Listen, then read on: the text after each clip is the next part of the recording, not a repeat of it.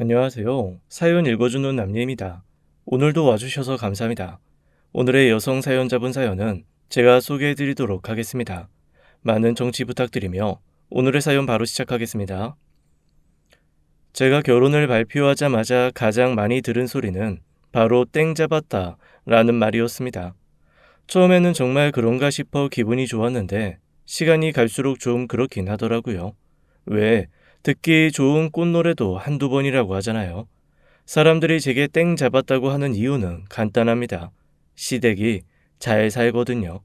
시부모님이 게다가 저희 결혼하면 바로 고급 실버타운으로 들어가실 계획이라 남들이 다 고민한다는 시집살이도 아예 없을 예정입니다. 남편도 돈 잘 벌고 시부모님이 사주신 꽤 큰 평수의 고급 주택에서 신혼생활을 시작하고요. 상견례 자리에서 시부모님이 명절도 딱 정해주셨어요. 사람들이 다 이동하는 시기에 움직이면 피곤하니 전 주에는 친정, 다음 주에는 시댁, 이렇게 밖에서 만나건 집에서 만나건 하는 걸로 하고 명절에는 알아서 시간 보내는 걸로 하자고요.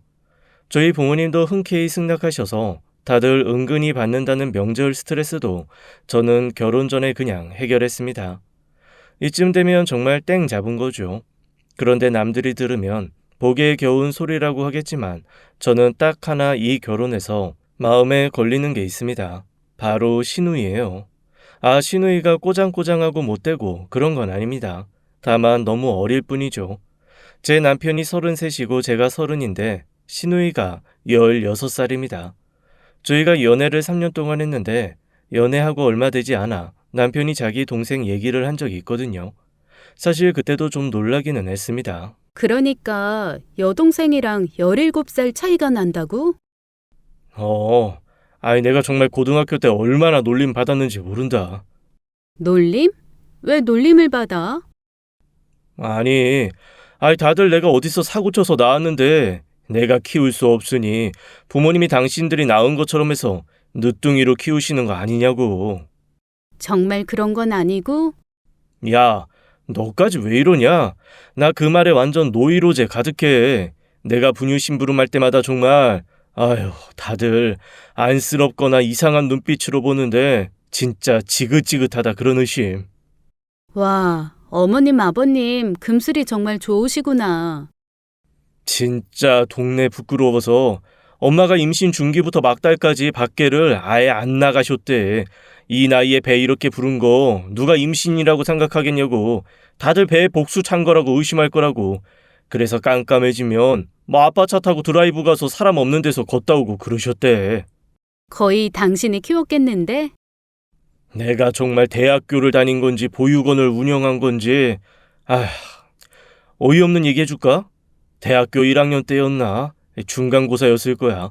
정말 밤새고 공부하고 딱 학교에 가서 시험 보려고 가방을 열었는데 있어야 할 펜은 없고 왜 애들 딸랑이 있지? 누르면 노랫소리 나오는 거 그게 딱 들어있더라. 내가 그걸 들고 망연자실해 있으니까 그때 당시 교수님이 슬그머니 다가와서 어깨를 툭툭 치며 이러시는 거야. 어린 나이에 애 키우며 학교 다니기 고되지 않냐고. 적당히 쓰면 알아서 점수 줄 테니 힘내라고. 와씨, 정말 주변에서 친구들 다 킥킥거리고 펜 빌려서 시험 보는데 이건 내가 공부 열심히 해서 답안을 잘 써서 내도 다들 애 때문에 교수가 안쓰러워서 점수 잘 준 거라고 오해할 거라고 생각을 하니까 부하가 치밀더라고. 그 와중에 엄마는 기저귀 사서 빨리 집에 오라 하지. 아주 지긋지긋하다 내가. 그래도 예뻐했을 것 같은데. 오빠들이 안 그래도 여동생 예뻐하는데 그렇게 나이 차이가 나면 얼마나 더 예쁠 거야. 이게 적당히 나이 차가 나면 예쁘기라도 하고 그럴 텐데 이건 거의 딸이다 보니까 예쁜 것도 모르겠더라고. 그냥 책임감을 키우느라 바쁘고 단속하느라 바쁘고. 몰라. 여튼 나한테 많이 어린 여동생이 있다는 거. 그래도 애는 착해. 나한테 여자친구 생겼다고 하니까 오빠가 여자를 알겠냐고 가짜는 코치 막 하더라고. 어머, 무슨 코치를 해? 인터넷에 떠도는 그런 거 있잖아. 옛날 여친에 대해서 물어보면 세상 떠났다고 하라는 둥, 오늘 예쁘냐고 물어보면 구체적으로 어디가 예쁜지 딱 집어서 말해주라는 둥. 어머, 제대로 코치하고 있네. 말 잘 들어. 야, 너까지 왜 이러냐 진짜. 에휴. 그때는 그냥 웃으며 넘겼죠.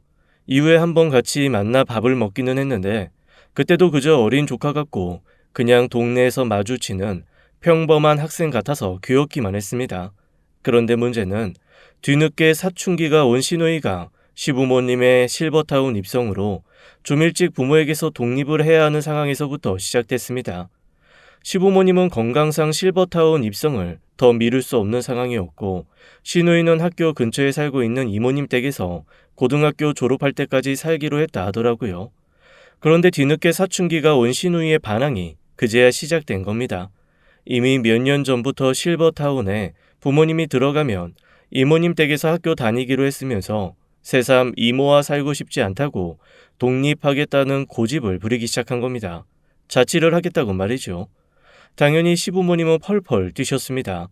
그러면서 왜 오래전부터 약속한 걸 안 지키냐고 시누이를 타박하시더라고요. 이모님이 교육 분야 쪽 강의를 하시는 교수님이셔서 누구보다 시누이를 잘 돌봐주실 수 있는 분이고 이미 다 끝난 얘기를 왜 토를 다냐는 거죠. 하지만 그렇게 고집을 부린다고 달라질 수 있는 상황은 아니었죠. 결국 저희가 결혼하기 몇 달 전 시누이는 온 얼굴 가득 불평불만을 안고 이모님 집으로 들어갔습니다. 시어머니가 그때쯤 저를 불러서 한 가지 부탁을 하시더라고요. 세아가 정말 미안한데 우리 막둥이 가끔 불러서 밥도 좀 사주고 예쁜 것도 사주고 그래주라. 내가 그때 쓰는 돈은 2배로 주마. 어머니 걱정하지 마세요. 그리고 무슨 돈을 주세요. 제가 그냥 그 정도는 할 수 있으니까 너무 걱정하지 마세요. 마음 못 잡고 그럴까봐 그러시는 거죠? 늙은 부모 밑에서 태어나서 오랫동안 사랑 못 받을 아이가 안쓰러워서. 그런데 너무 오냐오냐 키우면 버릇 나빠질까봐 나름 엄하게 키웠거든. 우리가 너무 건강이 안 좋아져서 저 아이를 끝까지 보살피지 못하는 게 너무 마음이 아파. 그나마 네가 가장 우리 식구 중에서는 젊잖니. 막둥이도 늘 새언니가 제일 말이 잘 통한다고 새언니 감각 좋다고 그러더라. 그러니까 잘 좀 돌봐줘. 그러면서 시어머니는 꽤 큰 액수의 돈이 든 통장과 카드를 제 앞으로 내미셨습니다. 앞으로 시누이에게 쓰는 비용은 여기에서 쓰고 혹시 다 쓰면 다시 말 안 하는 거였죠. 극구거절했지만 본인 마음이 불편하다며 끝까지 손에 쥐어주시더라고요. 곳간이 두둑해야 인심도 나. 주머니가 두둑해야 너그러워지고. 내가 돈으로 보상하는 건 아니지만 적어도 네가 쪼들리면서 네 주머니 털어가며 그렇게 돌보게 할 수는 없잖니. 그러니까 받아. 시어머니의 진심 어린 마음을 무시할 수는 없더라고요. 그래서 통장과 카드를 받아가지고 나오는데 영 마음이 이상했습니다. 저런 분이 내 시어머니라 다행이라는 마음과 엄마 마음 모르는 철없는 시누이가 안타깝기도 하고 불쌍하기도 하더라고요. 어린 자식을 두고 세상을 정리할 준비를 하는 부모 마음을 어떻게 다 헤아릴 수 있겠어요? 시어머니를 만나고 나오는데 갑자기 대학교 때 부모상을 치른 친구가 하나 떠올랐습니다. 드물게로 위로 언니, 오빠가 7명이나 있는 친구였어요. 첫째 언니와는 25살이나 차이가 났으니 지금의 남편과 시누이보다 훨씬 더 많은 나이 차이였죠.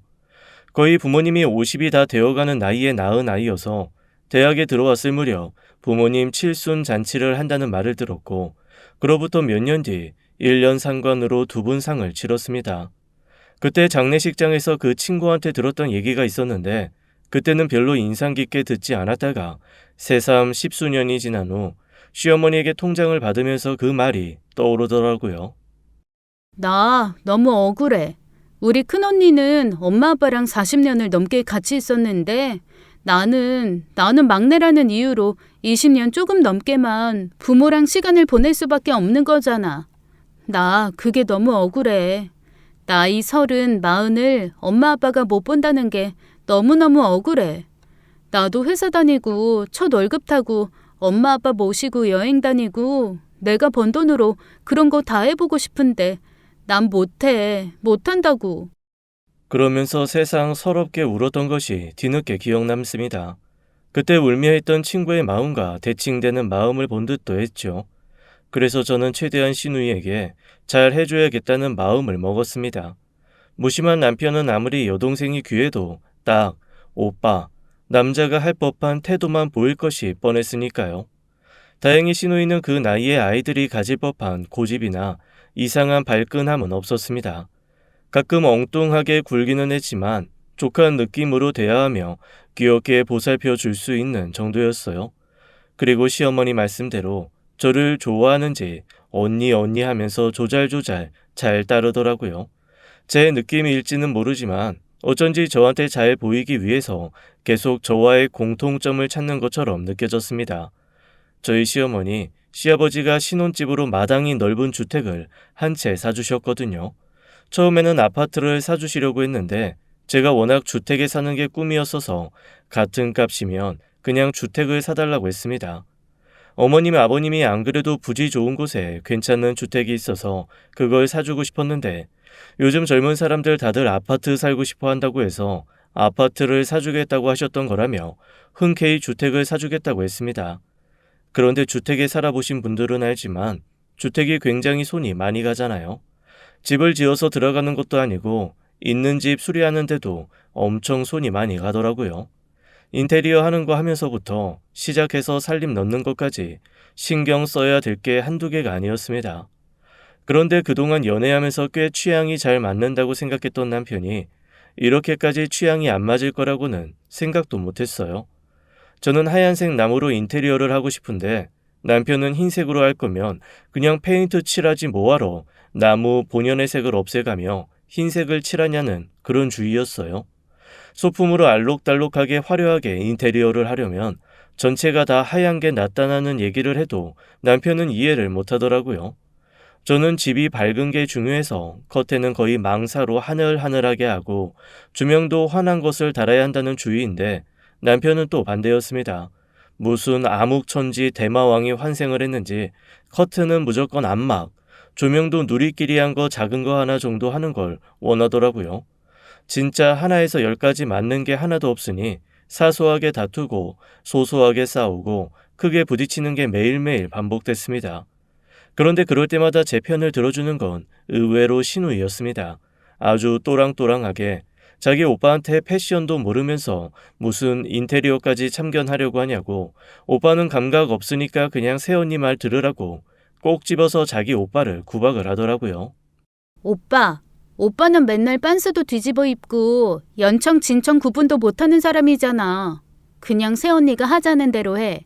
그리고 오빠가 말하는 거 내가 들어보니까 다 구려. 하나도 예쁘지 않아. 새언니가 말하는 게 다 정답 같은데 왜 그래? 헐씨구, 네가 뭘 안다고 참견이야. 오빠, 나 나름 패션 디자인 관심 많거든. 나 친구들 사이에서는 페피로 불려. 패티가 뭐야? 아이 진짜 패션 피플. 이거 봐. 요즘 용어도 몰라서 어리버버 하면서 무슨 트렌드에 가장 민감한 인테리어에 참견을 하려고 그래? 오빠는 그냥 새언니가 하자는 대로 해. 그게 절반은 가는 거야. 너 진짜 웃긴다. 네가 언제부터 새언니 편 들었다고. 와, 진짜 남자는 외롭다. 아빠와 딸 같은 나이차 많이 나는 남매가 투닥거리고 싸우는 걸 보는 것도 나름 재미있는 일이더라고요. 게다가 그 싸움에서 늘 지는 사람이 남편이라는 것도 가끔은 좀 기분이 묘하기는 해도 신우이가 제 편인 이상 꽤 대리 만족이 느껴지기도 했습니다. 어리기는 했지만 조목조목 따질 때 보면 생각도 올바르고 착하면서 경우도 바르더라고요. 오히려 비슷한 나이였으면 제가 좀 기죽거나 말려들었을지도 모르겠다는 생각이 가끔 들 정도로 신우이는 똘똘했습니다. 언니, 그러면 언니 살림 같은 거 사러 다닐 때 저도 그냥 같이 가서 구경하면 안 돼요? 저 그런 거 보는 거 진짜 좋아한단 말이에요. 그렇게 해요. 오빠랑 다니면 이래도 흥 저래도 흥 저도 재미없는데 같이 다니면 재밌고 좋겠네요. 감각 있는 조언 부탁할게요. 에이, 언니가 고른 게 다 베스트죠. 감사해요. 저 진짜 신나요. 그렇게 따라붙은 시누이는 생각보다 감각도 좋고 저랑 취향도 잘 맞았습니다. 처음에는 그냥 저한테 뭔가 잘 보이고 싶어서 이것도 좋다, 저것도 좋다, 그냥 그렇게 얘기는 하는 줄 알았는데 가만히 말하는 걸 들어보니까 정말 감각도 있고 나름 자기 의견도 똘똘하게 잘 전달하더라고요. 주방 살림 같은 거 살 때도 남편보다 훨씬 도움이 더 많이 됐습니다. 그런데 그렇게 몇 번 같이 다니다 보니까 뭔가 좀 느낌에 애매하게 약간 마음에 걸리는 게 생겼습니다. 시누이가 살림을 사면서 자꾸만 제가 쓰는 것보다는 자기가 쓸 것처럼 얘기를 하면서 살림을 사는 거예요. 예를 들어 국자를 살 때도 저는 국자 머리가 큰 게 좋거든요. 한꺼번에 시원시원하게 듬뿍듬뿍 담을 수 있어서요. 그런데 시누이가 혼잣말로 내가 쓰기엔 이게 더 좋을 것 같은데라고 하는 거예요. 그래서 제가 그냥 웃으면서 농담처럼 툭 그랬습니다. 저기요. 지금 아가씨가 쓸 거 고르는 거 아닌 건 알죠? 제 거 고르는 거예요. 그랬더니 순간 얼굴이 빨개지면서 뭔가 당황한 듯 말을 흐리더라고요. 그러면서 맞아요. 언니가 쓰는 거죠. 라고 대답을 하는데 그 이후에도 어쩐지 자기가 할 살림 고르는 것처럼 고르는 게 느껴졌습니다. 조금 느낌이 이상하기도 하고 왜 그럴까 궁금하기도 해서 신우이에게 한번 대놓고 물어봤어요. 그런데 왜 자꾸 살림 고르면서 본인이 쓸 걸 생각을 해요? 정말로 독립하려고요? 아니요. 그런 건 아니고요. 그냥 내가 쓰면 어떤 걸 쓸까라고 생각하면서 골라보는 거죠. 원래 그렇게 다 입장 바꿔서 생각해 보는 거잖아요. 역지사지. 아, 그런 거예요? 슬그머니 눈치면서 얼버무리는 신우의 말이 조금 걸리기는 했지만 제가 굳이 따지고 들 일은 아니어서 그냥 그때는 웃으면서 넘어갔습니다. 하지만 며칠 뒤 신우이가 왜 그렇게 자기가 쓸 것처럼 고민을 하면서 살림을 샀는지 우연한 기회에 알게 됐습니다. 신우이가 시부모님한테 가서 엄청 졸라댄 모양이에요. 자기도 자유롭게 살고 싶다고 이모는 너무 잔소리가 많다고 불평을 쏟아냈더라고요. 그러면서 저희 집에서 같이 살고 싶다고 한 모양이었습니다. 당연히 시어머니 시아버지가 펄펄 뛰면서 네가 어떻게 신혼집에 들어가서 사냐고 그랬더니 시누이가 그러더랍니다. 엄마, 나 그 집 인테리어 하는 거 진짜 꼼꼼하게 다 봤거든? 2층 끝에 작은 방이 있어. 딱 침대 하나랑 책상 하나 들어가면 되고, 복도 나오자마자 딱 화장실 있단 말이야. 그 방 하나 주면 절대 두 사람 방해 안 하고 거기서만 얌전히 살 수 있어. 엄마가 오빠랑 새언니한테 말 좀 해줘. 어? 제발. 나 진짜 속 안 썩이고 공부만 할게. 두 사람 방해 안 할게. 제발. 세상에 그렇게 어머님을 붙들고 얘기했다는 겁니다. 그런데 순간 제가 좀 기분이 안 좋더라고요. 뭔가 다른 생각이 있는 것 같기는 했지만 그렇게 저를 쫓아다니면서 인테리어며 뭐며 꼼꼼하게 봤던 게 다 저희 집에 들어와서 살고 싶다라는 복선을 가지고 본 거잖아요. 그런 의도를 가지고 살펴봤다는 게 너무 의문스럽고 얄밉기까지 했습니다. 그래서 제가 똑부러지게 신우이한테 이렇게 얘기했어요. 저 어머님한테 얘기 들었어요. 저희 집 들어와서 살고 싶다고 그랬다면서요? 그랬더니 신우이가 너무나 당황하며 얼굴이 빨개져서 저한테 뭔가 변명을 하려고 하더라고요. 변명도 듣기 싫어서 딱 자르고 제 할 말만 했죠. 그런데 그 방 있잖아요. 본인 방으로 하겠다고 했던 그 방. 제가 취미방으로 쓸 거예요. 이미 방마다 다 용도도 있고, 그리고 저 죄송하지만 같이 못 살아요. 왜요? 언니, 저 말 잘 들을게요. 두 사람 방해 안 할게요. 말 잘 듣고 안 듣고가 문제가 아니고, 저 그래도 신혼인데 남편이랑 둘이 알콩달콩 살고 싶어요. 그리고 어차피 지금 이모님 댁에서 살고 있잖아요. 갑자기 어떻게 살고 있는 이모님 댁에서 나오겠다고 해요. 그냥 어머님 아버님이 하라는 대로 하세요. 저 좀 서운해요. 다른 사람은 몰라도 언니는 저 이해해 줄 줄 알았는데. 이해하니까 이런 말 하는 거예요. 어머님 아버님 시키는 대로 하고 사는 거 얼마 안 남았어요. 두 분 연세 많으시잖아요. 나중에 후회하지 말고 지금 계실 때 말 들어요. 다른 게 효도가 아니고 말 듣고 순종하는 게 효도예요. 저보다도 훨씬 더 딸 생각해서 고민하셔서 하라고 하신 걸 텐데 고집 피우지 말고 그냥 부모님 말 들어요. 제 얘기를 듣고 신우이는 몹시 서운한지 그냥 돌아서더라고요.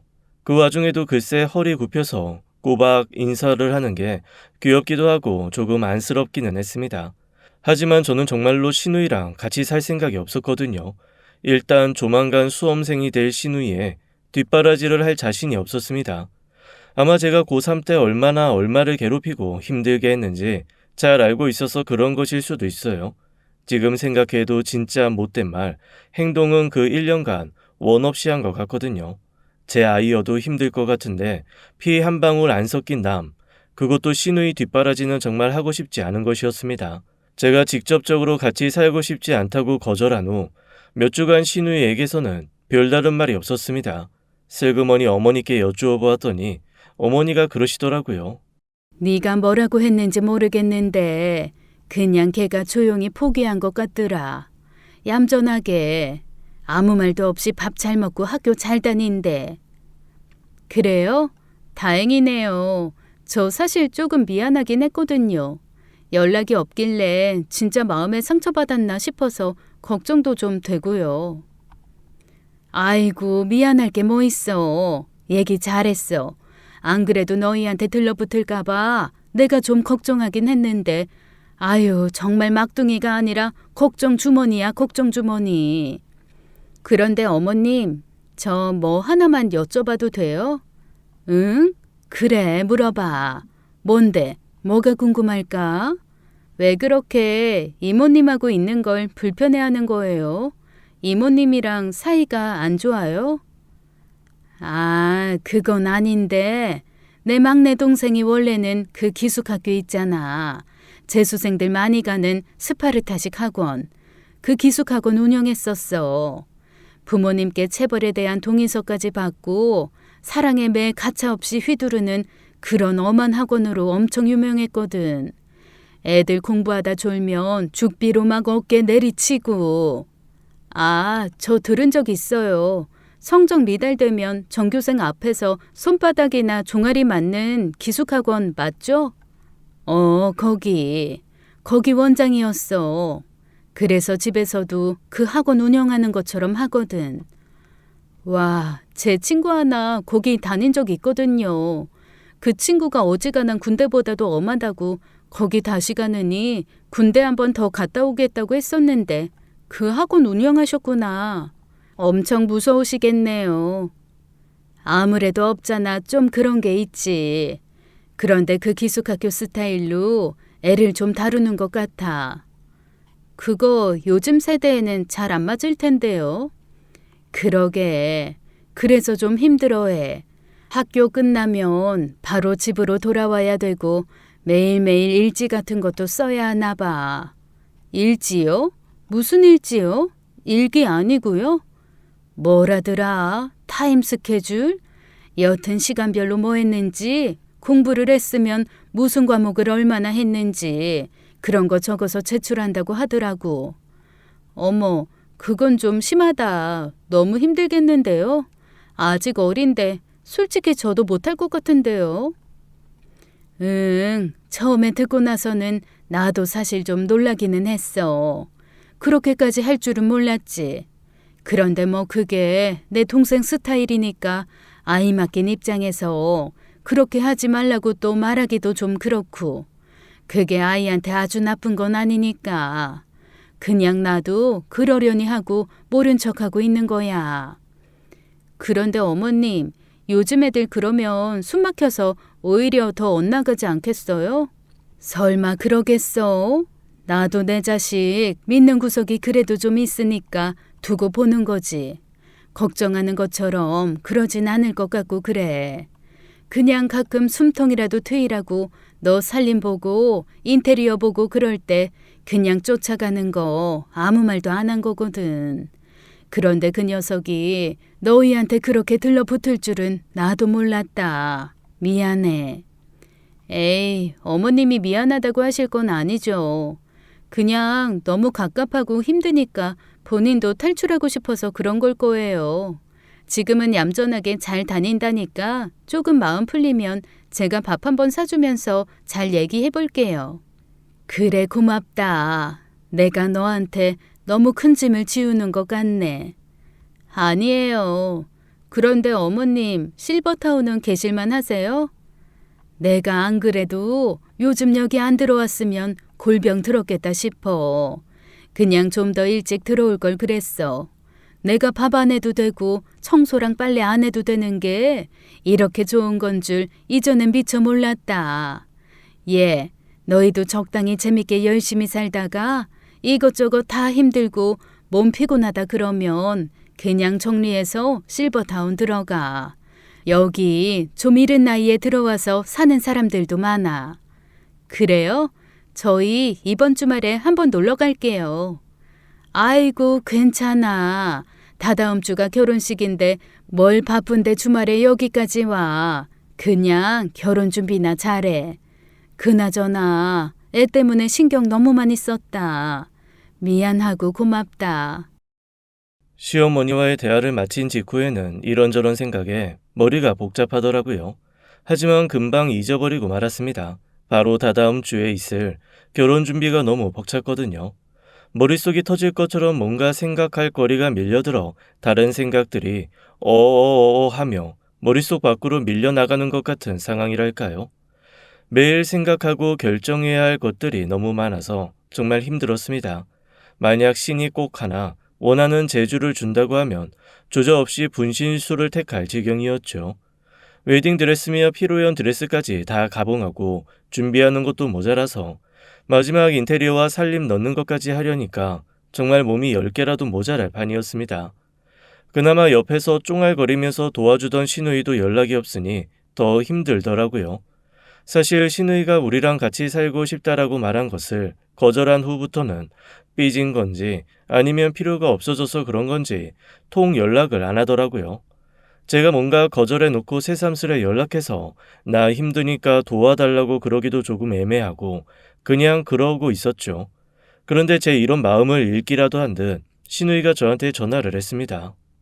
언니, 저 살게 해달라고 안 부탁할 테니까 그냥 가서 좀 도와줘도 돼요? 어머, 굳이 그렇게 얘기 안 해도 돼요. 언제든지 오는 건 환영이에요.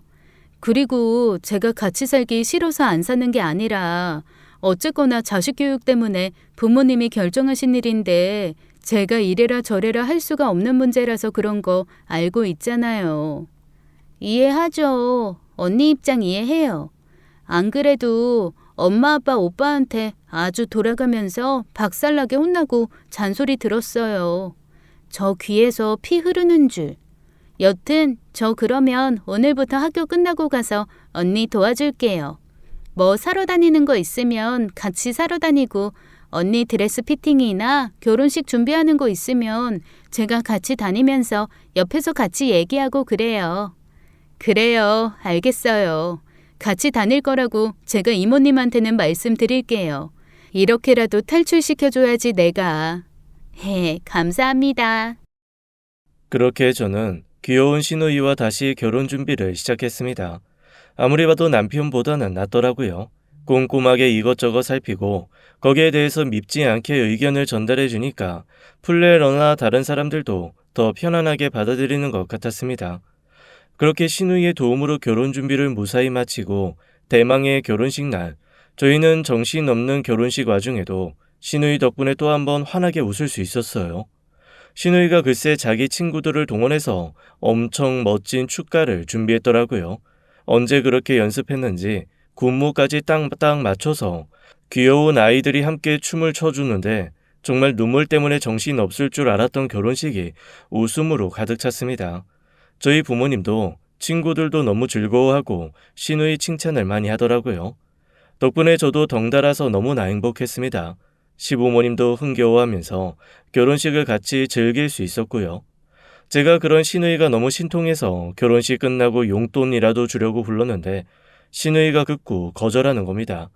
정말 결혼을 축하해주고 싶어서 자기가 준비한 거라 돈을 받으면 그 의미가 퇴색된다네요. 그 말도 너무 예뻐서 속으로 신혼여행 다녀오면서 꼭 면세점에서 좋은 선물 하나 사줘야겠다라는 생각을 했습니다. 그리고 열흘간의 신혼여행을 시작했죠. 신혼여행 내내 시누이는 방해가 될랑말랑 애매하게 연락을 하더라고요. 행복하게 지내라는 둥, 여기는 어떤 상황이다 라는 얘기들을 귀찮지 않을 만큼 귀엽게 보내주는 통에 저는 해외에 있으면서도 한국에 있는 소식을 아주 야무지게 다 들었습니다. 그리고 신통하게도 한국에 비가 많이 왔다고 하니까 저희 신혼집에 가서 창문 한 번씩 다 열었다 닫고 비 온 김에 마당에 혹시 물 새는 거 없는지 보고 왔다고 보고를 하는 거예요. 꼭 칭찬받고 싶어하는 강아지가 자기 이런 거 했다 저런 거 했다 자랑하는 것 같은 분위기에 귀엽다는 생각까지 들었습니다. 제가 남편한테 그랬어요. 칭찬받는 거 싫어하는 사람 없기는 하지만 유난히 칭찬받는 거 좋아하는 것 같아. 꼭 강아지 같지 않아? 이거 했어요, 저거 했어요, 보고하는 게. 그러게 말이다. 너무 어른들만 있는 집에서 자라서 그런가? 어렸을 때부터 칭찬을 제일 좋아하는 아이기는 했어. 우리가 너무 칭찬에 인색하게 키웠나 싶기도 하고. 아유, 걔만 생각하면 머리가 아파. 대체 누가 데리고 갈 건지. 어머, 아직 아기인데 뭘 벌써 누가 데리고 갈까 걱정을 해? 이상한 오빠야. 그리고 물건이니? 데리고 가게. 아유, 아주 동생을 뭐라고 생각하는 거야. 으유. 그런데, 아유, 너는 얘가 진짜 좋아? 괜찮아? 귀찮거나 그러지 않아? 아니, 난 귀여운데? 여동생 있으면 이런 여동생이어도 좋겠다라는 생각 들 정도로. 그리고 잘하잖아. 눈치도 있고 센스도 있고. 그래? 아이, 싫지는 않은 거지? 당연하지. 내가 왜 싫어하겠어? 하나도 안 싫어. 근데 이상하네. 왜 새삼스레 그런 걸 물어봐? 아니야.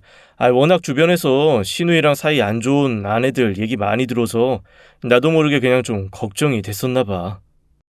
에이, 나는 그럴 건 아니지. 일단 나이 차이가 너무 많이 나잖아. 정말 내가 일찍 사고 쳤으면 딸벌인데 뭐 미워하고 그럴 게 어딨어? 그냥 마냥 예쁘고 귀여운 거지. 그래? 다행이네. 그래, 맞다. 딸뻘이지?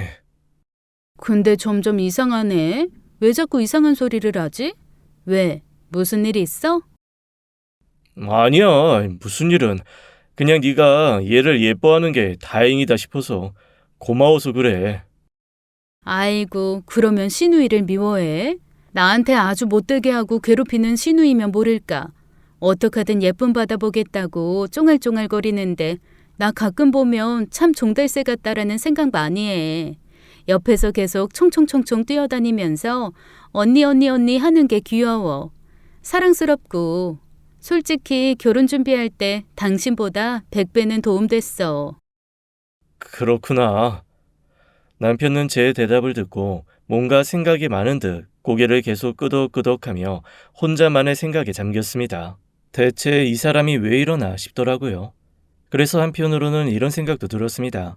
워낙 시누이가 어리고 부모님이 연세가 있으시니 본인이 어떻게 처신을 해야 할지 고민이 시작된 게 아닐까 한 거죠. 부모님이 만약에 돌아가신 후에 시누이한테 어떤 오빠 노릇을 해줘야 되는지 진지하게 생각할 시기가 올 만도 하니까요. 그 정도 생각은 해야 그래도 오빠라고 할 수 있잖아요. 그래서 저한테 그런 질문을 할 때 좀 의아하기는 했어도 한편으로는 남편이 드디어 철이 제대로 들어가면서 오빠로서의 자각을 하는구나라는 생각을 했습니다.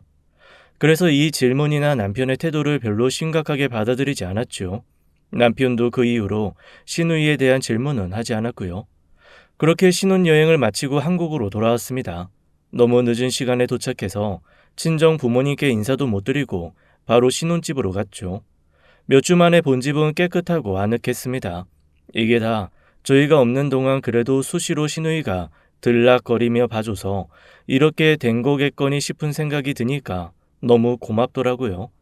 새삼 면세점에서 예쁜 가방 하나 사온 거 참 잘했다는 생각을 했습니다. 어두운 집 안으로 들어가 일단 짐부터 풀어놓고 바로 씻고 잠자리에 들었습니다. 일단 시간이 너무 늦은 데다가 비행 시간 때문에 정말 피곤했거든요.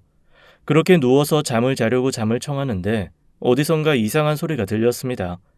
바스락하는 소리였어요. 안 그래도 비행기 안에서 며칠 만에 본 한국 신문에서 주택가만 노리고 있는 도둑 때문에 요즘 비상이라는 기사를 본 터였거든요. 일부러 한동안 비어있는 듯한 주택을 살폈다가 노려서 털어간다는 도둑 기사를 보고 살짝 불안하던 차였는데 그런 소리를 들으니 더 마음이 이상해졌습니다. 잠도 확 달아나 버렸어요. 혼자 잠이 들어가는 남편을 흔들어 깨웠습니다. 자기야, 일어나봐. 빨리 일어나봐. 어? 왜? 아이, 무슨 일인데? 밖에서 이상한 소리 들려. 어? 아이, 무슨 소리? 아이, 바람이겠지. 원래 주택은 밖에 소리가 아파트보다 더 많이 들리거든. 바람 소리도 더 잘 들릴 수 있어. 너무 예민하게 굴면 주택 못 살아. 그냥 자. 아니, 그게 아니라 정말로 이상한 소리가 들린다니까. 일어나봐, 빨리. 제가 하도 채근을 하니 남편이 마지못해 일어나더라고요. 그런데 남편을 깨워서 침대 끝에 앉는 순간 정말로 확실하게 달그락 쿵 하는 소리가 들렸습니다. 그제야 남편이 눈을 번쩍 뜨더라고요. 아이, 밖에서 고양이 같은 게 마당에 있는 걸 건드렸나 보다. 아이, 그냥 다시 자자, 응? 무슨 소리야? 누가 들어도 집안에서 나는 소리인데. 기다려봐. 뭐 때려잡을 만한 거 없나? 이거 정당방위 맞지? 분명히 도둑이야. 그 빈 주택가만 노리고 침입한다는 도둑이 오늘은 이 집에 들어온 게 분명해. 당신은 빨리 경찰한테 전화해. 저는 안방 드레스룸에 있는 골프채 퍼티를 딱 집어들고 서서히 조금씩 밖으로 걸음을 옮겼습니다. 분명히 집안에서 뭔가 인기척이 나는 게 분명했거든요. 거의 마음속으로는 절반 이상 그 강도가 확신하다는 생각을 굳히고 있었습니다. 마지막으로 그 강도가 강도질을 한 게 저희 신혼집 바로 옆 동네였거든요. 이미 제 머릿속에는 강도를 때려잡는 모든 시뮬레이션이 돌아가는 중이었죠. 퍼터를 들고 가만히 귀를 기울였습니다. 그때 끝쪽에 있는 창고에서 쓰려고 했던 작은 방에서 달그락 소리가 들렸습니다. 저기 있구나 싶어 냅다 달려가 문을 열고 골프채를 휘두르려는 순간 남편이 쏜살같이 다가와 제 앞을 막아서며 안에 있는 누군가를 감싸 안더라고요. 순식간에 벌어진 일이었습니다. 남편이 덮친 사람은 너무 놀랐는지 비명을 꽥꽥 지르며 그 자리에 주저앉았습니다. 그리고 저는 거기 있는 사람을 보고 너무 어이가 없어서 할 말을 잃고 말았어요.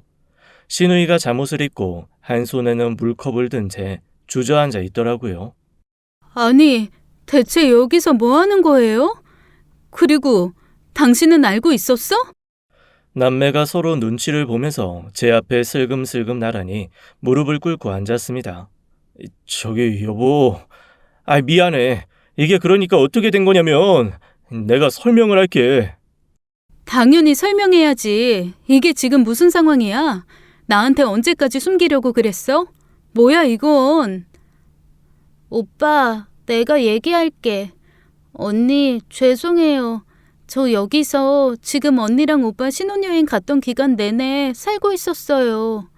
근데요, 에어컨도 많이 안 틀었고요.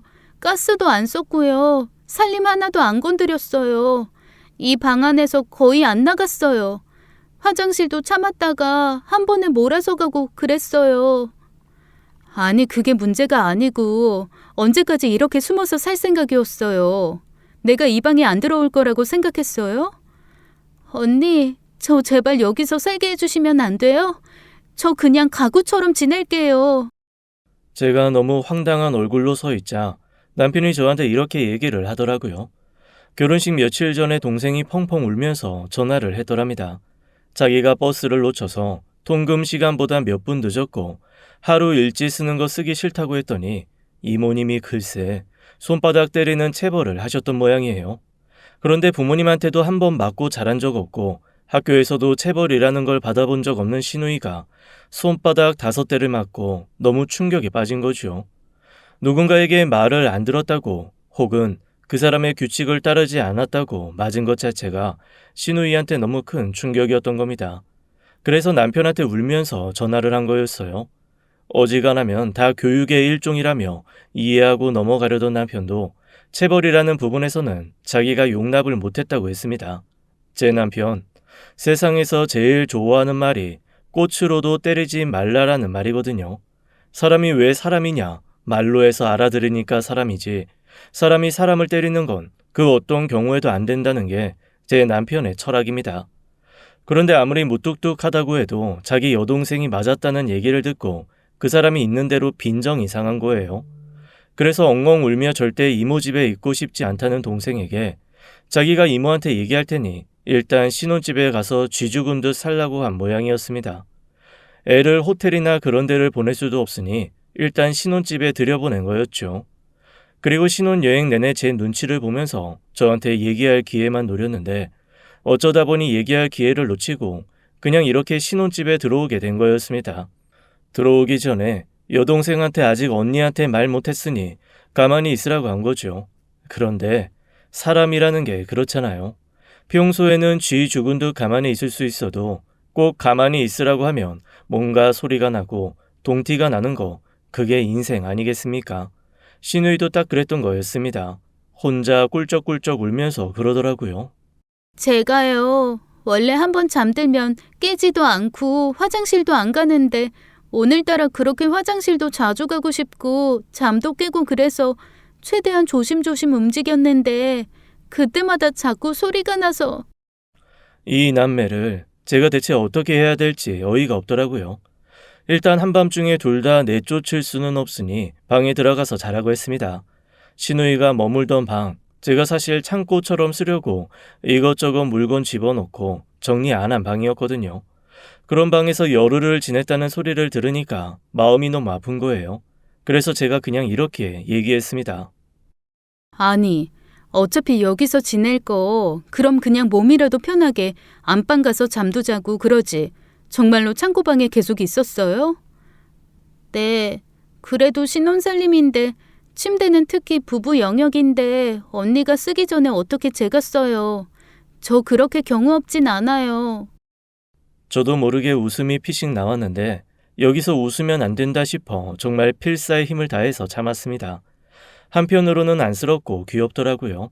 저 같으면 주인 없는 집에서 나중 일이 어떻게 됐건 침대도 쓰고 화장실도 마음껏 쓰고 아주 신나게 다 썼을 텐데 그래도 저희 시누이는 신혼살림인데 주인 없는 집에서 어떻게 자기가 그렇게 쓰냐는 말을 하면서 정말 그 창고방 같은 곳에서 세상에 겹이불 하나 놓고 여행용 매트리스 깔고 잤더라고요.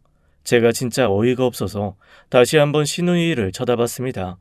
그랬더니 시누이가 민망한 얼굴로 이러는 겁니다. 그냥 여행 왔다고 생각하면 잘만 해요. 괜찮아요. 몰랐으면 몰랐지. 알고도 이런데 재우지는 못하겠더라고요. 그래서 제가 남편한테 그랬습니다. 자기가 오늘 여기서 자. 나 방에서 당신 동생이랑 잘 테니까. 언니, 안 그러셔도 되는데요. 저 그냥 여기서 자도 되는데요. 침대 가서 편하게 자요. 이런 데서 자면 몸 골아. 벌써 열흘이면 충분히 잘 만큼 잤어요. 들어와요. 내 맘 바뀌기 전에. 제 말을 듣고 강아지처럼 시누이가 쫄랑쫄랑 제 뒤를 쫓아서 안방으로 들어왔습니다. 그리고는 정말 황송하다는 듯이 진짜 조심스럽게 침대 위로 올라가더라고요. 언니, 저 이 끝에서 잘게요. 아이고, 편하게 자요. 침대 넓잖아요. 아니에요. 저도 염치가 있죠. 저 끝에서 자겠습니다. 끝에서 자겠다고 말한 시누이는 긴장이 풀렸는지 저보다도 먼저 잠이 들어버렸습니다. 가랑가랑 코를 골면서 잠든 모습을 보고 있는데 마음이 너무 이상하더라고요. 그리고 다른 건 몰라도 손바닥을 맞고 그것 때문에 충격받아서 나왔다는 얘기를 들으니까 다시 그 집으로 보내는 것도 제 마음이 편하지는 않았습니다. 하지만 제가 먼저 얘기할 수는 없잖아요. 그래서 그냥 가만히 잠자코 있었죠. 다음날 남편이 저한테 조심스럽게 얘기하더라고요. 당분간 조금 거치 정해질 때까지만 그냥 조금 데리고 있으면 안 되겠냐고 말이죠. 그러면서 제가 그 당분간이 언제까지냐고 말했더니 대답을 못하더라고요. 이 인간 대책 없이 그냥 말 한번 질러봤구나 싶어 가만히 노려봤더니 글쎄 뭐라고 하는 줄 아세요? 시부모님이 실버타운 나와서 사시면 된다는 거예요. 아니 실버타운이 무슨 풀방구리도 아니고 들어갔다 나왔다가 어디 그렇게 쉬운가요? 제가 대책도 제대로 안 세우고 이게 뭐 하는 거냐고 구박하고 남편은 자기도 잘 모르겠다, 어떻게 해야 될지 난감하다 이러면서 대화를 하고 있는데 가만히 방문을 뚝뚝 두들기는 소리가 들렸습니다. 신우이였어요. 두 분이서 머리 아프고 힘든 얘기 하시는 것 같은데 이거 드시면서 하세요. 제가 용돈 모아서 산 거예요. 그러면서 신우이가 제가 제일 좋아하는 과일이라고 했던 망고를 2개나 아주 예쁘게 깎아서 쟁반에 받쳐왔더라고요. 오빠는 그 망고 씨에 붙어 있는 거 먹어. 나머지 두툼한 살은 새언니 거야. 망고 씨도 갈비처럼 이빨로 잘 긁어 먹으면 먹을만 하니까 오빠는 진짜 씨만 먹어. 언니가 다 드세요. 신우이의 애교에 저도 모르게 피식 웃음이 터졌습니다. 제 웃음을 보고 안심한 듯한 신우이가 배시스 웃으면서 뒷걸음질 쳐서 살살 나가더라고요. 신우이가 사다 준 망고는 진짜 달고 맛있었습니다. 남편이 신우이 말대로 정말 망고씨만 이빨로 득득 갈아 먹으면서 제 눈치를 힐끔힐끔 보더라고요. 어떻게 할 거야? 어떻게 하긴 인간아. 그러면 저 어린애를 내쫓아? 할 수 없지 뭐. 대신 앞으로 내 말 안 들으면 당신이랑 같이 내쫓을 거야. 내 말 잘 들어. 알았어. 사실 나도 쟤랑 사는 거 귀찮아. 진짜 내가 오빠라서 참는 거지. 피곤해. 시끄러워. 그냥 고맙습니다. 충성하겠습니다. 그 말만 해. 네, 감사합니다. 충성하겠습니다. 제가 신우이를 불렀습니다. 그런데 저희 신우이 너무 귀엽죠. 글쎄 얼굴부터 머리까지 싹 감싸서 리본을 하나 달고 쫄랑쫄랑 들어온 거예요. 제가 깔깔 웃으며 물어봤죠. 아니, 지금 뭐 하는 거예요? 제가 새언니 인생에 선물이 되겠다는 저의 굳은 의지를 한번 몸 전체로 표현해봤어요. 내가 진짜 못 산다. 이모님한테 제가 잘 말씀드릴 테니까 짐 싹 싸가지고 들어와요. 그리고 그 창고방은 겨울엔 춥고 여름엔 더워서 안 돼. 2층에 자기 방 하고 싶어 했던 그 방 새로 꾸며줄 테니까 같이 인테리어 할 거 골라봐요. 언니, 고마워요. 언니는 제 인생의 귀인이에요. 진짜 감사해요. 제가 진짜 잘할게요. 조카 태어나면 제가 진짜 업어 키울게요. 그리고 언니는 앞으로 청소 빨래 이런 거 하실 생각하지 마세요. 제가 할게요. 어이구, 이제 조만간 수험생인데 살림하게요? 아주 내가 팔자도 없는 수험생 뒷바라지하게 생겼네. 저 정말 세상에서 가장 말 잘 듣고 순한 수험생 하겠습니다. 약속할게요. 알았어요. 근데 뭐 말 안 들어도 상관없어요. 말 안 들으면 제가 오빠랑 둘이 같이 내쫓는다고 그랬으니까 알아서 해요. 네, 알겠습니다.